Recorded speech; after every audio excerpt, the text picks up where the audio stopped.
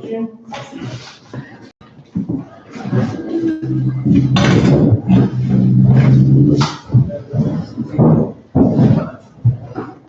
of dark as it works. Yeah. So it might be better if I turn the lights on. Yeah, maybe. Well, no, it doesn't need to be totally dark. It's all back. As long as you reach. As long as you can reach with the dark lights. I don't need to read. Yeah.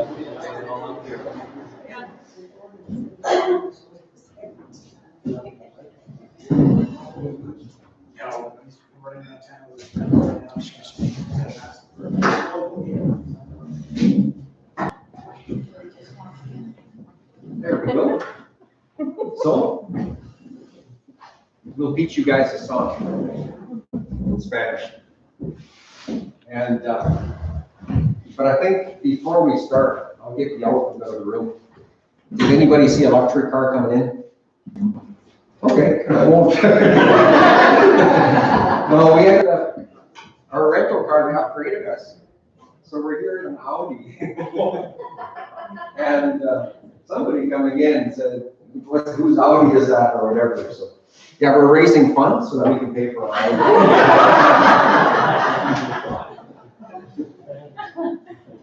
But yeah, we'll teach you the song, and so yeah, maybe I'll get you to see how much Spanish you know. What's tu fidelidad? What's fidelidad?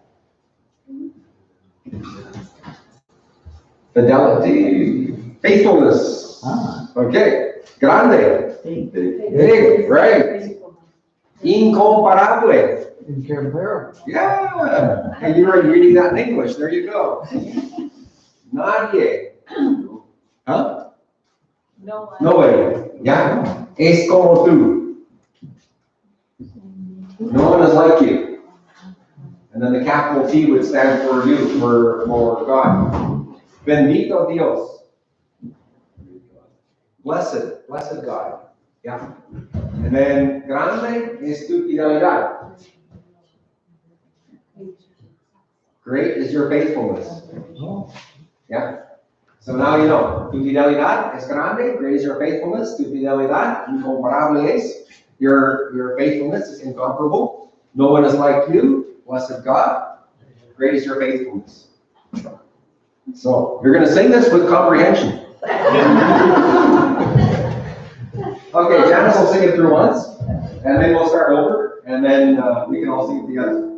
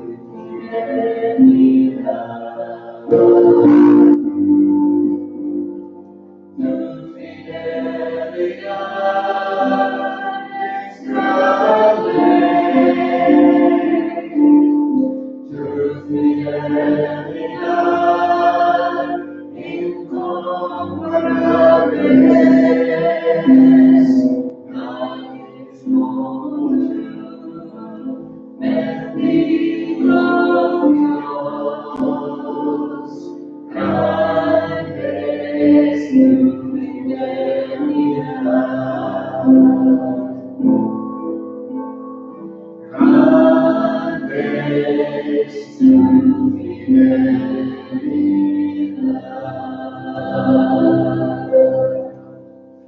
Amen? Amen. Didn't really hear you guys. A little bit louder, I'd say.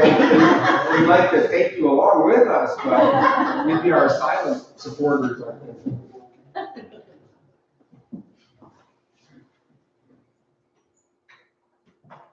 Go back to this one.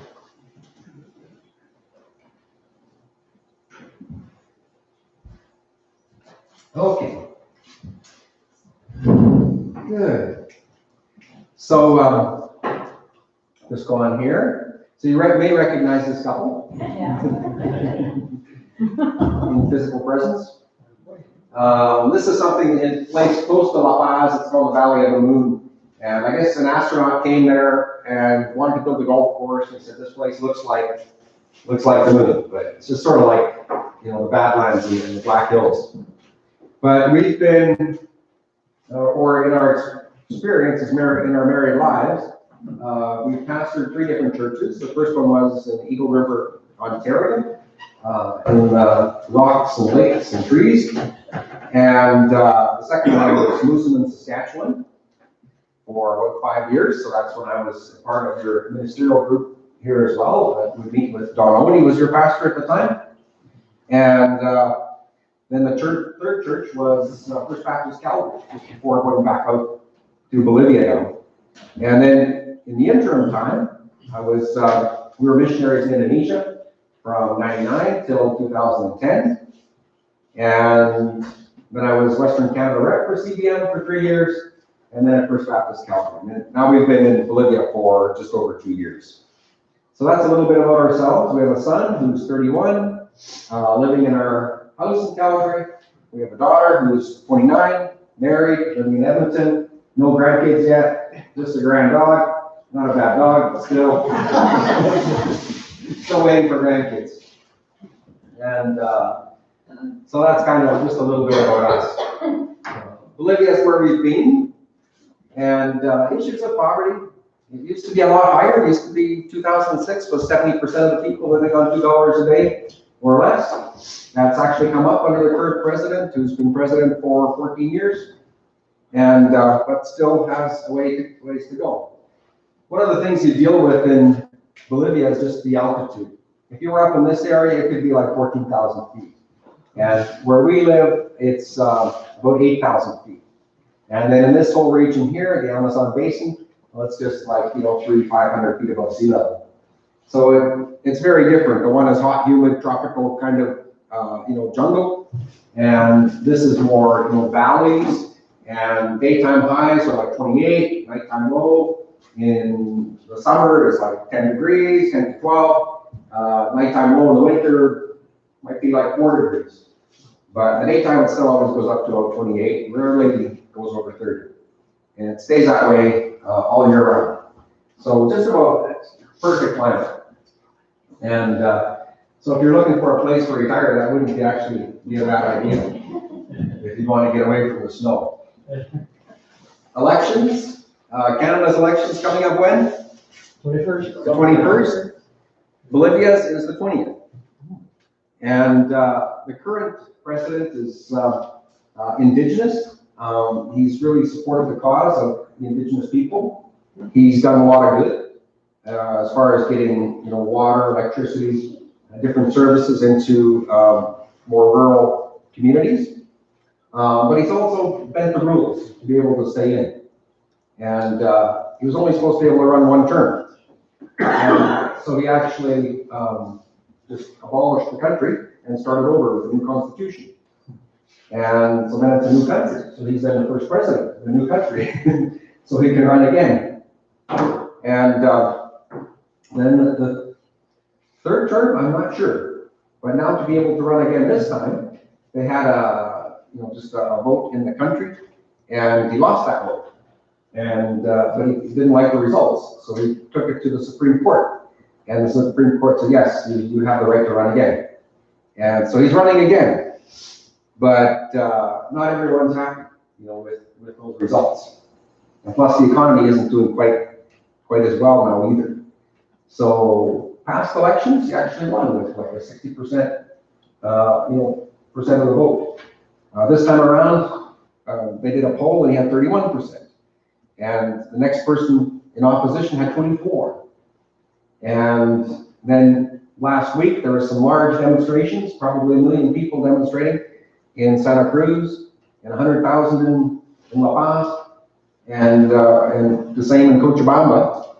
And so who knows? We talked to Tim and Callie, and they said there's been demonstrations, but there have also been, or protests, but there have also been demonstrations, for the government. But you can't really tell either, how much support there is, because if you're working for the government, you have to go out and march and take part in the demonstration. And so we'll see what happens. It hasn't been, terrible. It's actually, it hasn't been too bad, the last 15 years or whatever. But the longer he stays in, he would probably like to stay in for life. So, and keep, finding ways of being able to run again. But that's kind of where Bolivia would be at politically. What I've been involved with is a ministry called Pastor to Pastors. And when you think about pastoring, it can be a pretty lonely kind of profession. Everyone comes to the pastor, but who does the pastor go to? And the pastor can't go to the congregation because the congregation's there to go to the pastor. So if you have problems as a pastor, you can't talk to your church members. You may not be comfortable talking to an area minister because they might be placing you the next time. And you may not feel comfortable talking to other pastors in the community because, they're from the Pentecostal church, or they're from the Lutheran church, or Catholic. It doesn't quite fit. And, or you're in competition. And so it can be quite lonely. And, the pastor will talk to his wife, but, there's so much that wife wants to hear, or should hear, or can hear, after a time. And so I've been working on setting up a network of support groups for pastors. And at a meeting, there would be questions related to your relationships. And so accountability around how's your relationship to God? How's your devotional life been? And how's your relationship to your family? How's your relationship to the people that you work with, your team? And how's your relationship to the opposite sex? And so it can get pretty personal. Or is there anything else, that you need to be shared? How's your integrity in relation to finances? Any one of those questions. But also peer counseling. So if you have a particular issue that you just haven't been able to solve on your own, in your pastor, you can share that. And the others in the group will help you just by asking good questions to see if you can come up with your own solutions. And when we do, then we'll pray about that, ask you to pray, and the following week we'll probably ask you. I'll also ask you, what do you plan to do?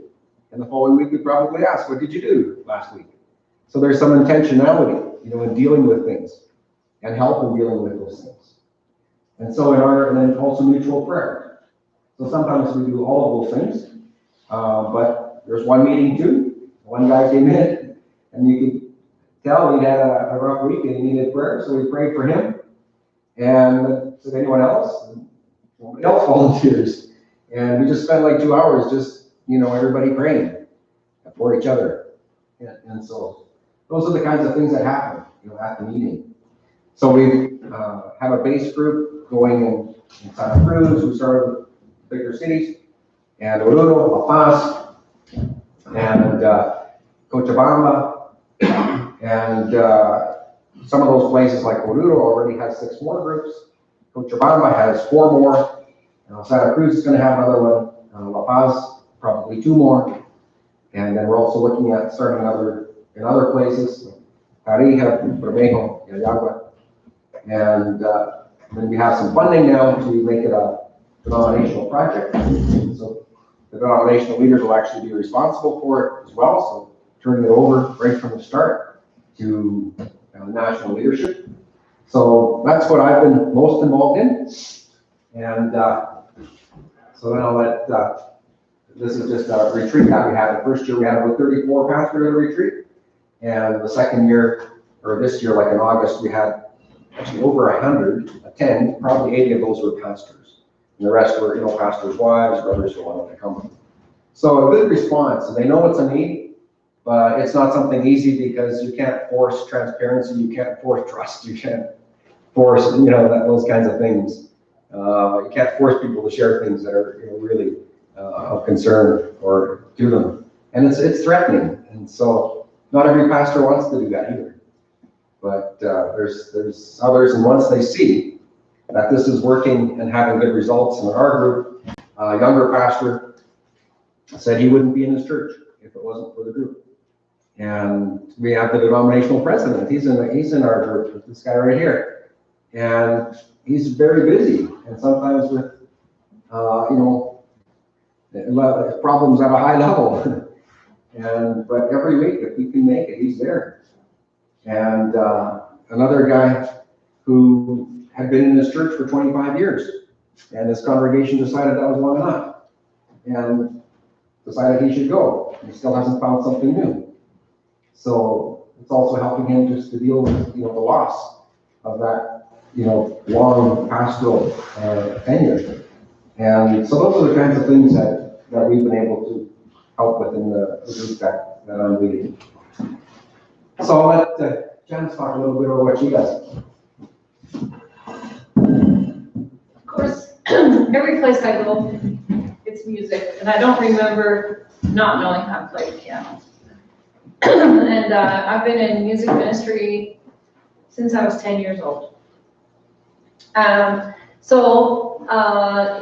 Cochabamba, Goretti, who is the director of Emmanuel Foundation, which was at one point supported through the Integral Mission initiatives in Cochabamba or in Bolivia, is now independent of that, but she had 2 keyboards donated to the foundation.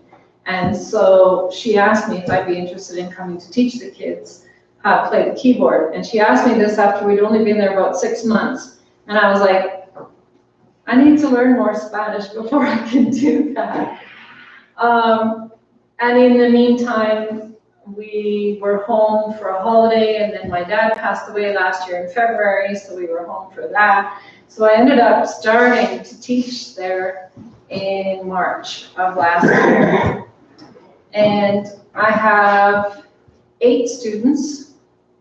The ministry that she has, I should tell you first, is in Cochabamba's red light district. And so a lot of these children are children of prostitutes or from very, very disadvantaged homes in that area.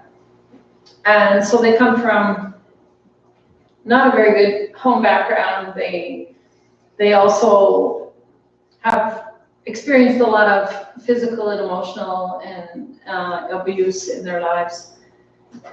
So it was interesting when I first started. I never had this reaction from a child before. Is they would play something and they know it was wrong and they go, "What's she gonna do? Is she gonna yell at me? Is she gonna hit me? Is she gonna be upset with me?" And I was just floored the first time that happened. I'm thinking, why do they feel that way? But when you think about where they've been in their short lives, you can understand why. So it was pretty apparent to me quite quickly that my job wasn't to teach them how to be good pianists. My job was to teach them a skill that could take them as far as they wanted to go with it, but that would also be showing God's love to them, just be a light to them, and be a positive influence in their lives during that hour that I was with them. And it's amazing how they flourish under that. And the level of the self-esteem and self-confidence comes up as they learn yet another skill.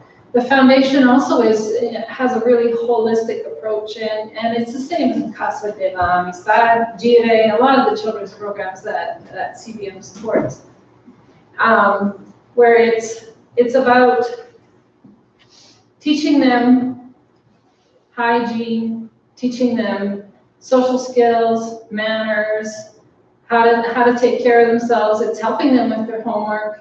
It's teaching them about God. Goretti takes these kids, all the kids that want to or that can, on a Sunday morning to church and to their youth groups. And a lot of the kids have come to know the Lord.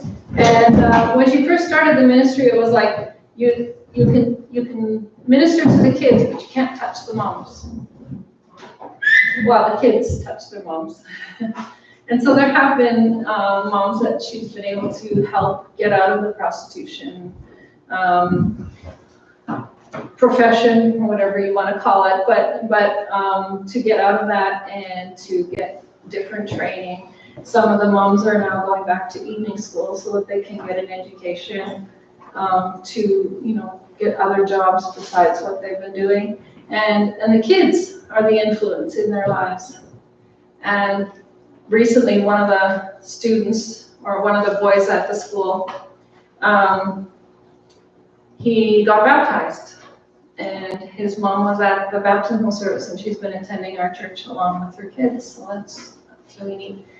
I took the kids to a piano and guitar concert. They were doing Spanish composers' work, and they had never seen a real piano before.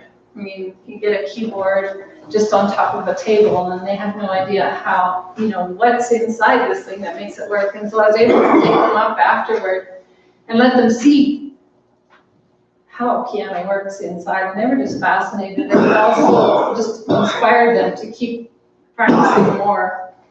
So I have the girl in the picture on the left.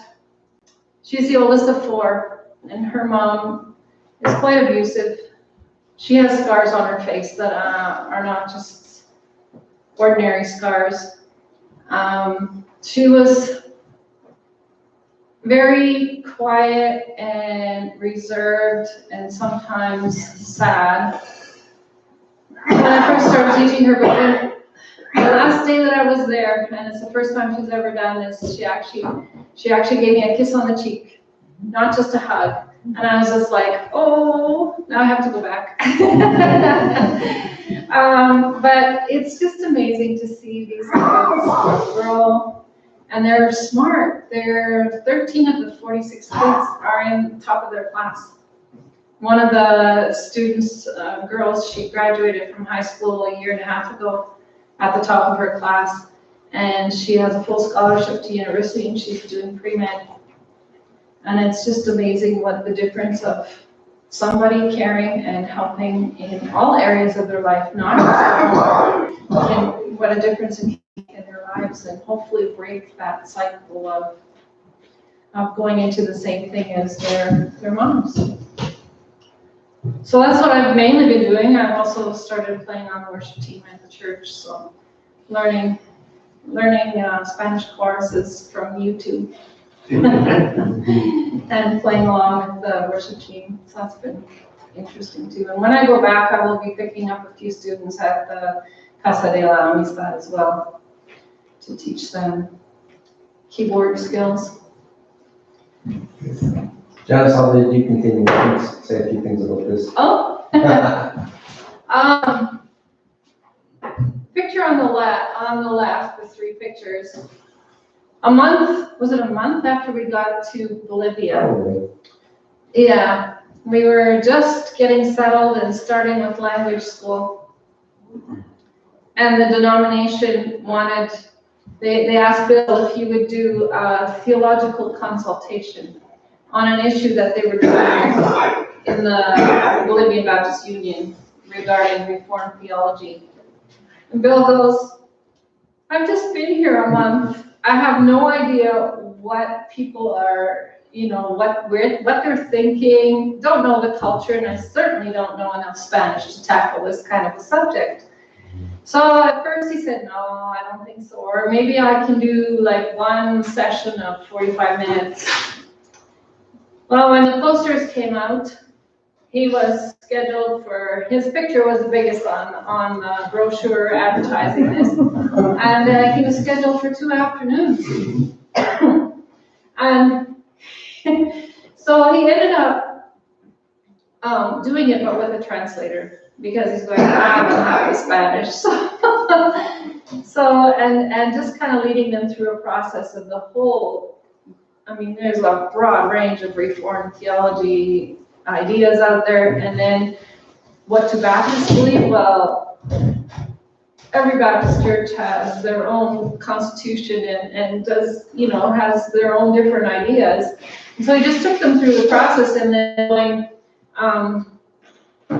well, what are some basic principles that Baptists believe? And one would be that it has to be the Word of God and come from the Word of God and from the Bible in order to be true, and among others. And at the end, when it was time for questions, all they wanted to know was, well, what are we supposed to believe? You tell us what we're supposed to believe about this, or what stand we're supposed to take on it. And Bill's, I'm not telling you what you need to do. You need to figure that out for yourselves. I'm not the expert. And so they've talked about doing other consultations, but I think for now, we're hoping they don't happen. And he will be teaching a course at the seminary in Cochabamba when we go back. You guys all continue. And this is our Bolivia team. You've met Tim and Callie, I think? No? Okay. Tim and Callie are our younger colleagues. They have lots of energy, and they go around all of Bolivia doing workshops on integral mission and how churches can look at what's going on in their communities and get involved outside of their church walls and in the communities with programs. And there is funding available if they come up with a project proposal that meets the requirements for an integral mission project for their churches. Bruno and Kathleen on the left are our team leaders, and they were living in Cochabamba the first year we were there, and that was great because they were like they were the ones that said, no, you're not going to preach every Sunday, and no, you're not you're going to learn Spanish, because we needed to do that. And it was great to have them there to say, no, you don't need to get involved in anything except learning the language to begin with. They're now living in Guatemala and trying to get more projects going in different Central American countries for CBM. And Patty Nacho at the very end on the right, she's our Bolivian field staff, national field staff. She's the one that coordinates and organizes the schedule for all the SENT teams, the short-term mission teams that come to Bolivia. So we're really glad we don't have to do that. Something else that CBM is involved in Bolivia, I wanted to say Indonesia, that's bad. In Bolivia is the prevention of Chagas. It's a disease that's caused by the Minchuca bug. And so the way to prevent it is to take away the environment that the bug lives in, which is adobe huts in the walls and in the ceiling. And so we help to provide cement and plaster. Cement for the floors, we cement the floors and plaster the walls and the ceiling so that the bug has no place to live. The bug causes Chagas disease, which attacks the major organs in your body and may lie dormant for many years. And then all of a sudden you have problems with this. And they say that in the area where it's only in certain areas of altitude that this bug lives, that I think is close to 97% of the adults in those communities have Chagas. It doesn't manifest itself right away, but they have it, and so they test. They partner with the government actually in the municipalities in testing kids to see if they're still free of the disease, and if they are, those are houses that they will try to help them fix so that they don't get it as well. And so a lot of our SENT teams, they're involved for 1 week of their time there in helping to repair a couple of the houses. And there's a picture of some kids at Casa de la Amistad, which is a ministry to kids whose parents are in prison. So they live in the prisons with the parents. They've tried to institute a law that says that once they turn 6, they can no longer be in the prisons with their parents, but I'm not sure whether that's totally enforced or not. And so it's a day program where after school or before school, they come to the casa, they get a meal, they get help with their homework, it's just a safe place for them to be, so they don't have to be wandering around the prisons during the time that they're not in school. G-Day started off as a ministry to kids on the street that were, and they called it, I think, the shoe shine boys. Also, a lot of them were sniffing glue, so they got this program, it's sort of the same as the casa, where they come and when they're not in school, they get help with their homework, and it just keeps them off of the streets. And that's another picture, I think, of the casa. Yeah. And a lot of the projects, these are integral mission initiatives. So those would be projects that encourage churches to get out into their community. And one of the problems in Bolivia, and even Munir, who's the head of the Evangelical Association of Bolivia, he's writing his doctoral thesis on getting churches involved in their community. Because they see church as only what happens inside. So it's just, whatever happens on a Sunday morning, that's church. And so they're looking at getting churches, to be transformational, to be making a difference in their communities. And so what Amy does is it gets the churches writing proposals for how they want to do outreach in the community. And so a lot of it involves work with children and maybe, again, getting the children together and helping them with their homework or doing some kind of Bible lessons, and they'll even do Bible lessons over different levels, so sort of like a Sunday school program. Those are the kinds of things that churches will then do. But the idea is that they get a little bit of money maybe to help them going, but then this will give them, idea of what they can do, and that they will continue with that even when that little bit of funding discontinues. This picture I just threw in there because it's just very cute. I figure we should have an offering, after, seeing these kids. This is the type of kid we can help, so we can, good time to offering after that. And this picture I put in here just to show that once in a while I work.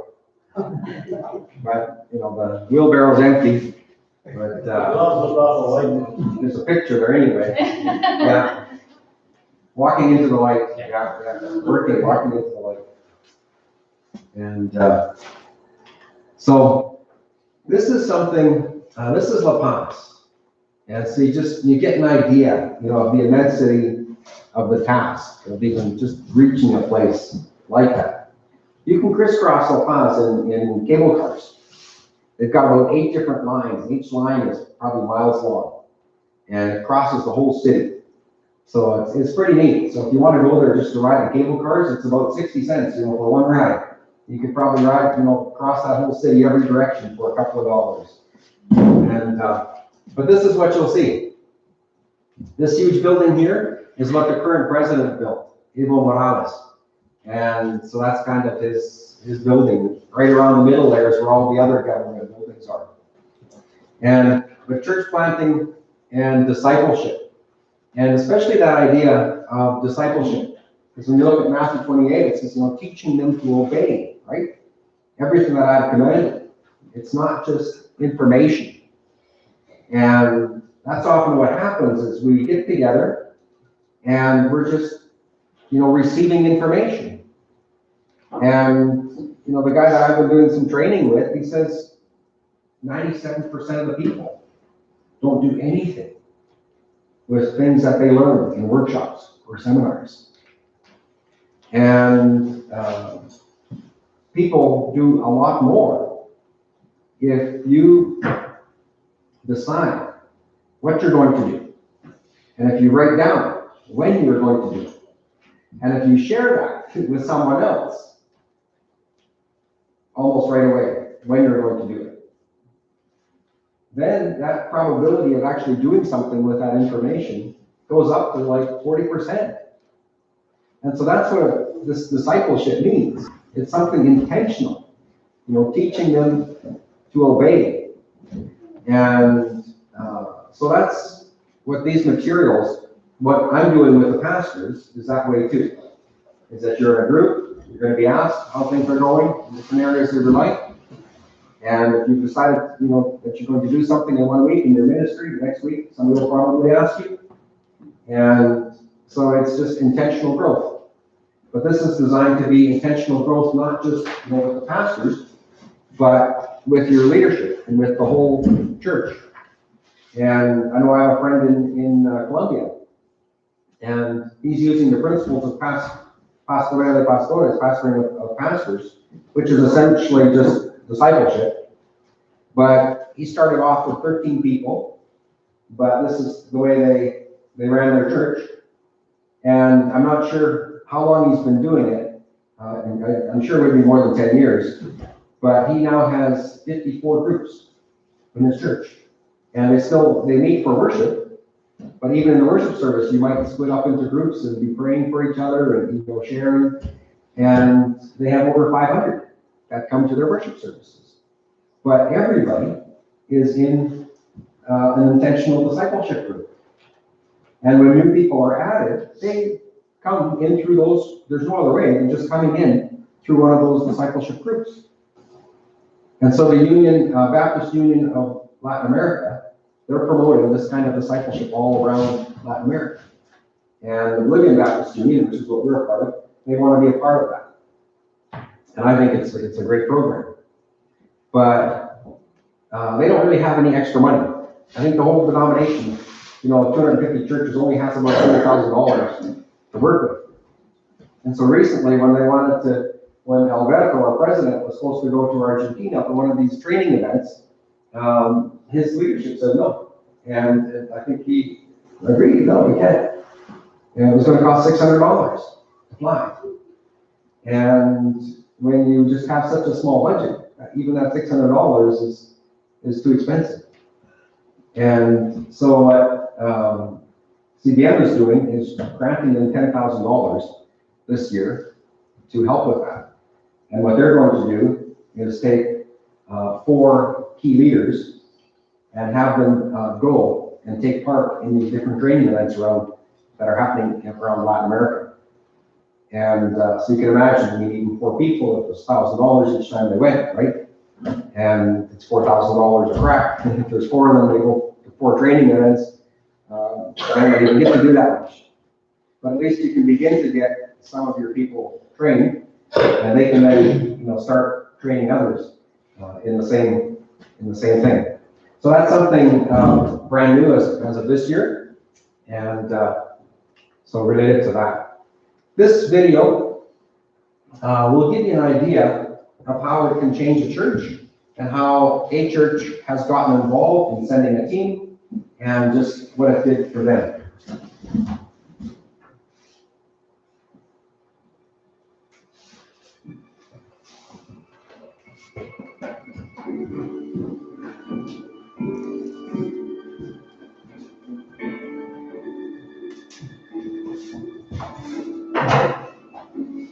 We did 2 mission trips to Bolivia, and we just found that what was learned and what was taken away from those trips really informed our own view of local mission and how we were called to represent Christ and continue Christ's work in the world. Bible is part of CBM's STEP program, and we commit to financial support of the ministries there, but we also commit to visits every other year. In August of 2017, I went to Bolivia with Canadian Baptist Ministries. We were at Casa de la Amistad for kids who are living in prison with their parents. It's not something you can comprehend living in Canada. Kids, whole families would actually be living in prison. Casa de la Amistad will provide day programs for them. So they'll go to school for half the day and then go to casa for the other half, and they'll learn about safety and have things like crafts and Bible stories they can learn, and really a safe place where they can be kids before they have to go back to the prisons. The other thing we did was we were in the countryside in a town called Aquile, and we were helping with the tagging project. So we got to be a part of that project by plastering the wall so that it would kill all the bugs that were living there. And it was great because you actually worked with the family there. So Canadian Baptist Ministries allowed us to step out into the unknown and have a great experience. And that's going to be things like our summer camp in Lawrence Heights. It's for kids that are either living in social housing or often new to the country and don't have any community. So they get to do sports and crafts and of course learn about Jesus. It's a great way to make relationships in that community. Once a month, a group of the youth are coming over to the church. The shelter is for youth that are 16 to 24 and don't have a place to live. While we have ties to Bolivia, things are changing often there. So even between trips, Canadian Baptist Ministries maintains that connection. They introduced us to the global church in a way that we can't experience when we're here in Canada. We can get very used to our own way of doing church, but we forget that the church is global. We have brothers and sisters in Bolivia and all over the world. We even serve as a catalyst to make a difference outside of our church walls. As I think about my time in Bolivia, it was maybe a chance for God to stoke my imagination a little bit and look at impossible situations, and it's just up to us to step out and say, yes, I'll go and I'll do the work. It made us ask the question, what difference is our church making locally? So the mission is not just something that you do elsewhere.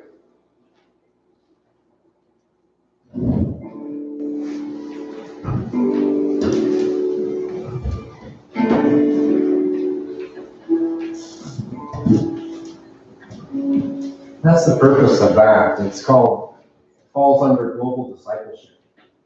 But the purpose isn't just to go and do something in another country, but we're also expecting that lives will be touched, people will get inspired or see things, how things are done, get new ideas, and come back to Canada and make a difference in their community here in Canada and get ideas for ministry here in Canada. So basically that's a testimony of that as well. So you've had a bit of a chance to listen to all the things that are going on in Bolivia, things that we're doing. And so I'm just wondering if you have some questions. I have a question in abstention from my wife. And it has to do with, you talked about the Casa stuff. She said our Sunday school supports that friendship house, but we hear little or nothing in response, and she's wondering how we can get more information as to what's happening and what's going on with that. Yeah. Tim and Callie would have a lot of involvement in the CASA, and so they would probably be good ones to contact as far as, getting some stories, information. I know that just recently, it was a young man came back to the CASA and he just wanted to say thank you he was a graduate of the program there, and he was a successful business person now. He didn't want his story told, because I guess he didn't want people there to know that he'd once been one of those kids in that ministry. I don't know why exactly, but he just came back to say thank you for what you did. Another young woman who was part of the program is now on the board of the CASA. And it's really neat to see how some of these kids flourish and go on to, have their lives changed as a result of the program. But Tim and Callie would be the ones to know more of those kinds of stories, and we can get you their information. Yeah, that would be great. Yeah. Because I think it's just a matter of some direct communication. Yeah, exactly. And you send an email and get something back. Yeah. That's something new. Something else is that they've started a sewing program. Yeah, the moms are learning how to sew, and they're starting to sew things that they can actually sell. And so that's been an added ministry that they've started at the CASA as well. They also have like Bible studies with these women. That's actually the program that we sent the money in memory of your mom. Oh, for the sewing program? Okay, yeah, that's fairly recent. Yeah, that's going well. Yeah. Mm-hmm.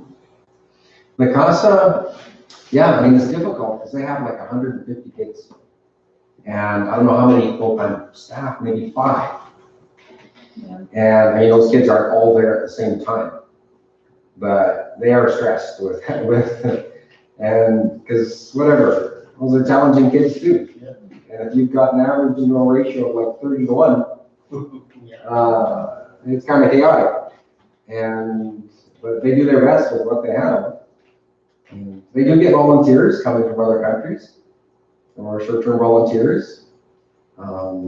They pretty much have to have a pretty good level of Spanish to be able to work with kids, because you're disciplined, right? You're keeping control. And if you don't have the language, you can't do that. And but yeah, it's carrying on. It's doing some new things. It's doing good things. The Canadian government as well, just, I don't know, 4 months ago, the embassy came and kind of showed off the work of the CASA to the, Bolivian representatives. So, they're proud of what Canadians are doing in their country, for Bolivians, showing it off. And so, yeah, it's exemplary. Yeah, I guess we'd welcome more communication as to, Yeah. Yeah, I would think, Tim and Kelly are most directly involved as far as missionaries go. Yeah. The And difficulty with communication of any kind with any of the staff on the ground, like the Bolivian staff, is that they don't know English. Yeah. They speak no English, like they wouldn't be able to communicate with you in English. Mhm. So even if you wrote up to Adolfo, who's the head of Obadas, which is, that part of the organization that is in charge of the CASA, and GIDE, and ENA, all of those, he doesn't speak English. Yeah. Mhm. Yeah, just, So if we had a channel with, through CBM that we could, communicate. yeah, you'd get something back. They might even, send you a video or something like that. Yeah, I don't want to give them work, volunteer for them, but they have been known to do that. Mm-hmm. Yeah, no, we want to pray intelligently and it's nice to have specifics to pray for and see that, we're not looking to break our arm, patting ourselves on the back, that we're supporting this ministry and we certainly like to know, how it's going and stuff. It needs to, what needs to happen there is that the Bolivian church needs to take more responsibility for it, especially in the areas of providing volunteers. That has been coming, and the chairman, she's not the chair, but she's on the board of Obadas. Well, she's the head of the women's group. Not the head, she's on the committee, like on the women's, like the Baptist Women's Organization. Association or whatever they call it here. She's been volunteering 3 or 4 days, like not the whole day, but 3 or 4 times a week, helping the kids with math, but also helping with just crowd control. And apparently I haven't been there since she's been there regularly, but apparently it's really helping with, having a little bit less chaos. Sustainability is what we're working towards.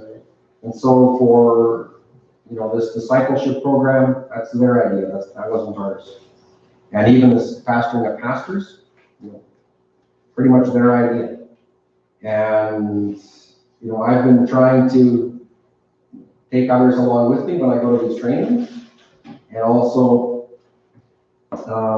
keeping costs really low, like when we do these retreats, and getting them to pay as well. So like the first one, I said, we'll pay your way to the conference, you gotta pay your own way back. And they also had a registration fee, and With lots of hitchhikers and. yeah. Yeah, but you don't want to put so much into it that they can't possibly do it on their own. No. And that is kind of what has happened with the CASA, is that it costs like $60,000 a year. And like I told you before, the whole denomination has a budget of $100,000. So there's no possible way that they can just take that over. But if we can gradually get them, you know, even though it's a beautiful thing, and I could come and tell you all these wonderful things about how it's being raised by the Canadian government. But they have to take ownership. Yes. So that's what needs to happen there, is that it needs to become locally sustainable. And to do that, you know, even if they don't put in a lot of money, if they can put in volunteers, and that they could. Yeah, but it's different, even culturally. They don't seem to have the same concept of volunteering. Like, maybe it's because Canadians actually have a lot of extra time, and we don't have to spend all our time working just to put food in our mouths. That we actually have time to volunteer and don't expect to be paid for everything. But I mean, that's my idea. Maybe is that in a country like Bolivia, people don't particularly want to do a lot of work for free because they need to do all the work they can. You get a little bit of money as they get. Yeah, that's right. And so it's not part of their culture that much. And so to even be encouraging people to volunteer, you know, a lot of their time at something like the CASA, even though it's a good cause, it's not an easy task. Good. But yeah, ask. We'll get you Tim and Callie's information, ask them, and I'm sure they'll That'd be great. keep you more informed. Yeah. Any other questions?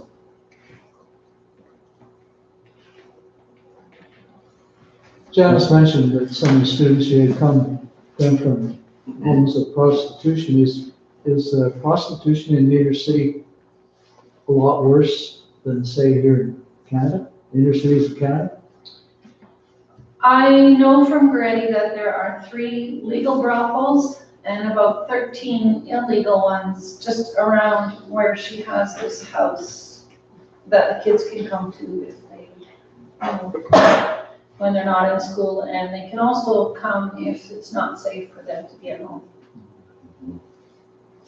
Yeah. So they're probably, and there's I've never probably heard of anybody being charged for prostitution or I being don't know. charged for paying for prostitution. I just know that the level of domestic violence is very high in Bolivia. I was just reading an article yesterday, 7 out of 10 women have experienced some form of violence in their homes.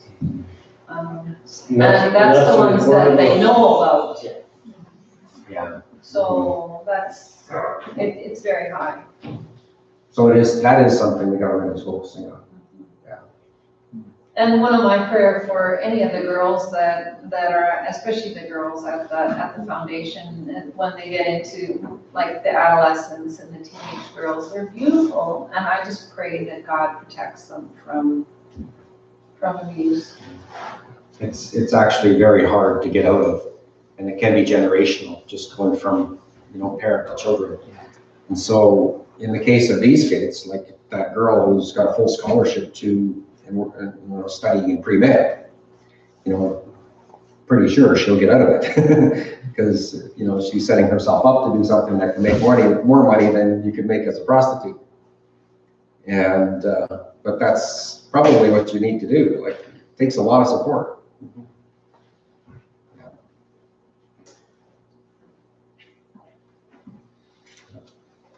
It'd be pretty expensive for them to get that kind of education too, would it not?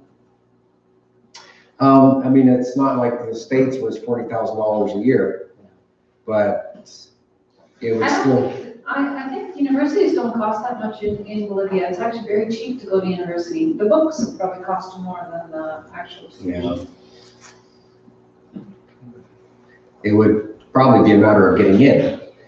And so Yeah. that's where, you know, getting those good grades would be helpful.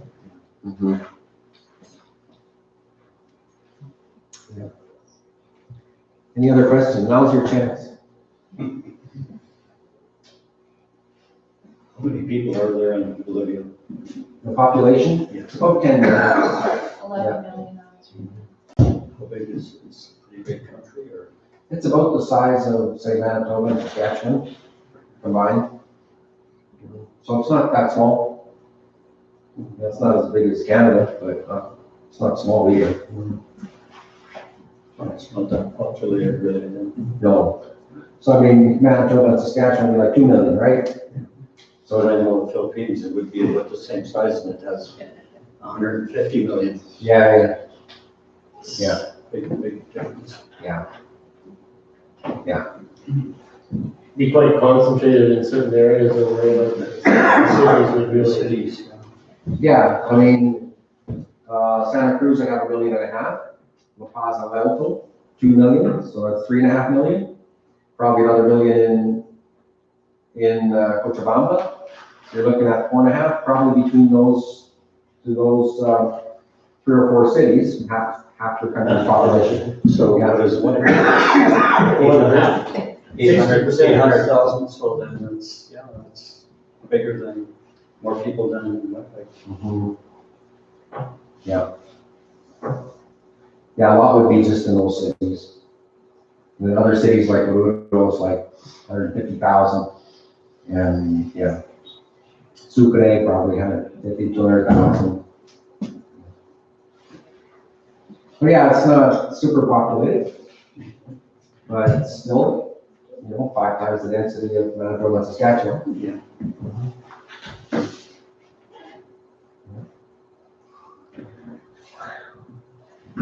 Good. Well, I'm impressed with how many of you have showed up on a weekday. And yeah, I don't know if we can do a group picture or what. We did one yesterday. I was impressed with Nicoa too. I think they had 28, so I don't know if you've got more or less, but yeah. Maybe just a few less, but for a midweek, that's pretty good. Mhm. There's 25 here. 25. Yeah. Well, you're not far behind. 26. 26? It's almost the same then. No. Yeah, I think that's almost the same. Yeah. So that's amazing. Could I ask you, would your wife sing us a song in Canadian, in English? Yeah. What can you sing, Dennis? In English. Oh. Or See if just, I can remember all the words. or just play something. I can sing. I get mixed up in the words.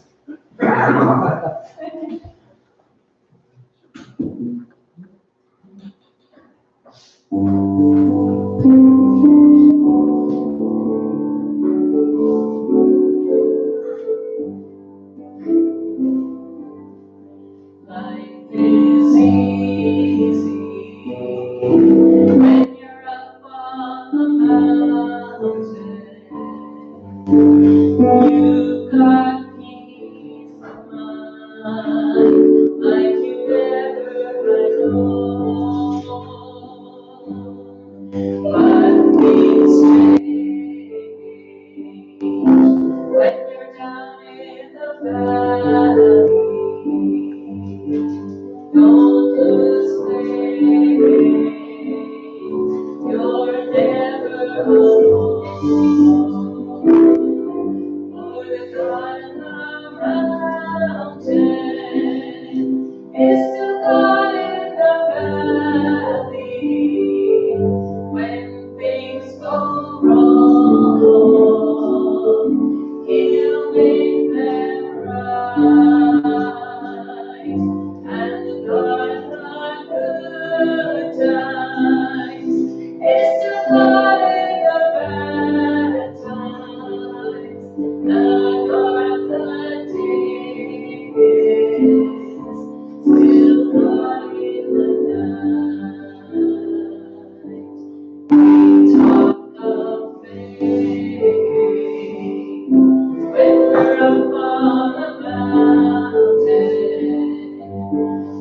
talk comes easy when life's at its best. Now down in the valley, where there's trials and temptations, that's when faith is really put to the test. And the God of the mountain is the God in the valley. When things go wrong, He'll make them right. And the God in the good times is the God in the bad times. The God in the days, still God in the night. The God in the days, still God in the night.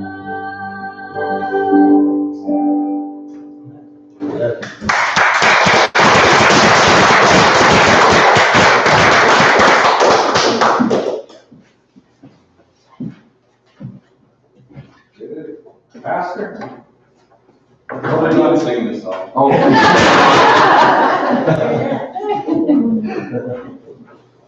You're good. We can have six on. Well, what can I say? I enjoyed that. Thank you, Dave, or Dave. I have a Thank you, brother. Bill. Yeah, that's probably your brother, I was thinking. Yeah. Actually, I just was remembering something, I'm kind of bad for that, I think. The first time I met Bill and Janice was we were in Nickel. I think he came up from Nickel at the time. Yeah, you guys came up there. Well, the next time I met Bill, there was a convention of some kind in Neepawa. And I'm kind of bad for, I'd say you would vouch for this, I'm kind of bad for once I get driving, I don't want to stop.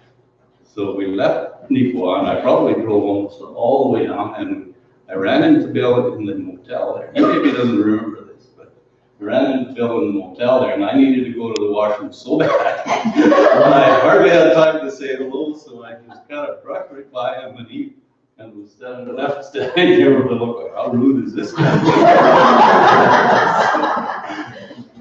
That was my chance to apologize. I think I forgive you because I don't remember. Never mind.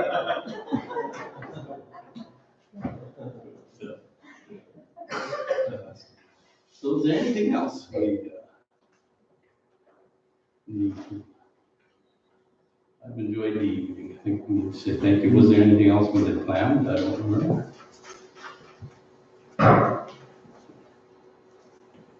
Can we take a picture together? Yeah, I think, well, unless everybody else doesn't want to, but I'm okay with that. But you're doing it. I'll send it to CBI. My wife posted.